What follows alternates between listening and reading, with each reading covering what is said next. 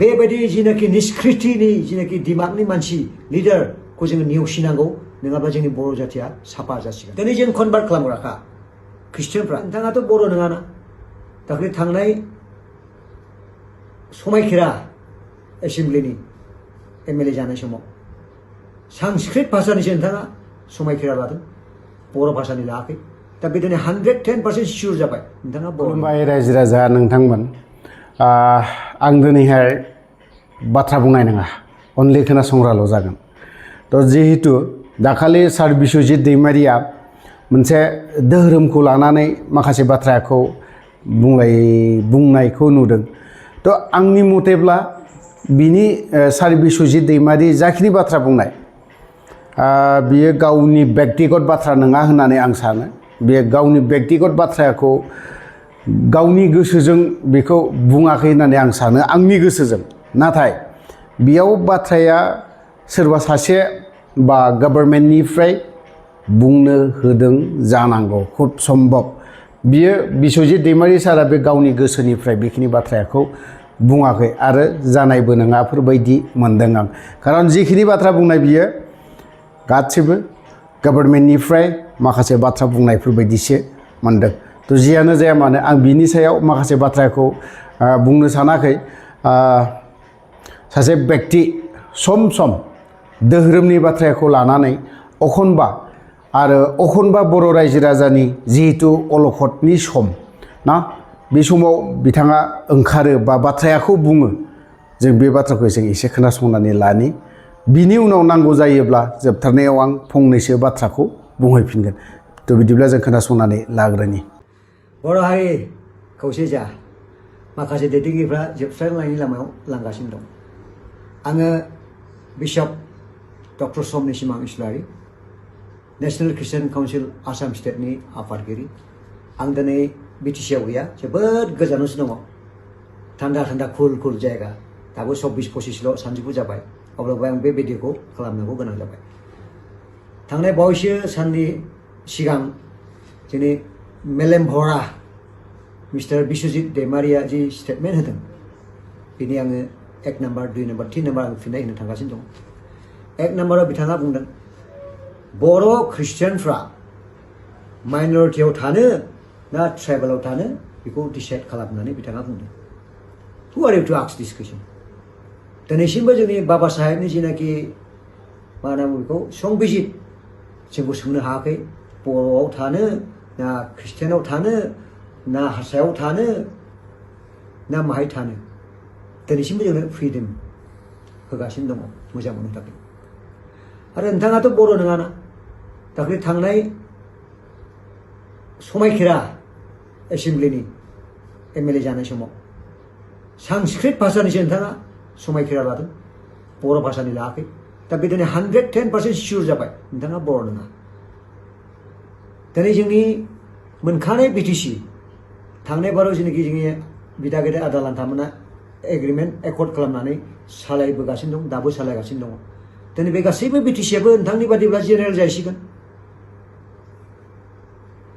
मानो होनना बुङोब्ला जों ख्रिस्टियानफोरखौहाय माइनरिटि खालामब्ला एसटिआ बेसेबां थाबावनो जोंथ' बुंनाय नङा मालाबाबो जोंखौ एसटिआव दोन बा जों एसटिआव थागोन बा माइनरिटियाव थागोन होनना जों बुंनाय नङा नाम्बार 2 बिथाङा बुंदों ओरैबो लायो बर' ख्रिस्टियानफ्रा आरो ट्राइबेलनि फेसिलिटिया बेसेबां दङ दिनै नोंथांमोन बादि खर' मेलेम गोबां मानसिफ्रानो दिनै होनो हायाखै दस्राफ्रासो 80% 70% जागासिनो दं जोंनि प्रजेक्टफोरखौ जोंनि थाखा फैसाफोरखौहाय नों बादि सासे मेलेमजिबि मानसियानो बै थांनाय समाव 1968आव जोंनि बे दिसपुर एसटि खथाखौ जेनेरेल खालामनानै गालांदों मेलेम बुरजा मानसिया जानानै नाम्बार 3 नोंथाङा बुंदों एबाउट द कनभार्सन दिनै कनभार्सन होनना बुङोब्ला धोरोमखौ सोलायनायखौल' कनभार्सन होनना बुङा नोंथाङा दे एसेमब्लियाव थायो एसियाव थायो बेबो कनभार्सन जुदि नोंथाङा जुदि कनभार्सन नङाब्ला बै हाग्राबारियाव औवा सिङाव थाहाय नोंथाङा सानजौफुआव दिनैथ' बिराद 40 जानो हागौ आसामाव गोलोम बोथोराव नों दंफां सिङाव थाहाय कनभार्सनखौ जुदि नाङाब्ला दिनै जों कनभार्ट खालामग्राखा ख्रिस्टियानफ्रा इन्डियायावहाय सिगांहाय निउसपेपार खालामदों सोर खालामदों पत्रिका बेंगलिनि दा स्टेटमेन्ट इंलिश सोर खालामा जों खालामदों मिशनारि दिनै नोंथाङा कनभार्सनखौ जुदि नाङाब्ला बेयाव मिडियायाव फैनानैबो नोंथाङा बुंनो नाङा मबाइलखौ सोर बानाया मिडियाखौ सोर बानाया AK-47 लानानै नोंथाङा दे बडिगार्डखौ लाहोयो बा सिकिउरिटि खालामहोयो सोर बानाया AK-47 खौ गारिखौ सोर बानाया फ्लाइटखौ सोर बानाया गासैखौबो जेसेबांनाखि दङ जों दिनै मिशनारिफ्रा बानायग्रोनानै दस्राफ्रा सोलोंनानैसो दिनैहाय नोंथांमोना मोनदों कनभार्सना हिन्दुनिफ्राय ख्रिस्टियान जानायखौल' बुङा नोंथाङा आयेन खालामदों केबिनेटआव बे जेबो नङा law is by the people for the people of the people if law is not by the people for the people of the people if law is making just to detract any other religious group or underprivileged people there is no law at all दिनै अल इन्डियानि जेनाखि जोंनि संबिजित बाबा साहेब आम्बेडकारनि बेनो दिनै जोंनो फ्रिदमखौ होगासिनो दं नोंथाङा सोर जों कनभार्सन खालामग्राखा जों गिया जों मोजां मावग्राखा मोजां खालामग्राखा गाज्रिखौ जों खालामा बेनिखायनो आंनि खावलायनाया बेनो जोंनि दिनै बर' जाथि बर' हारि खौसे जा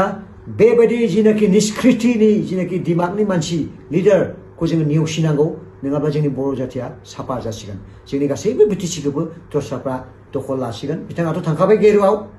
बै समावनो मा जाखाबाय 110% फुलफिल जाबाय बेनिखायनो आं बेखौल' खावलायदों दिनै गोबांथार बाथ्रा बुंनो गोनां दङ नाथाय इसोरा गियान होथों बुजिनो थाखाय इट इज माय prayer is' God bless you if God be willing we'll be talking later on much more because I'm not in Assam out of state still then I have to speak something and correct to our people to bring in unity and to stay together with love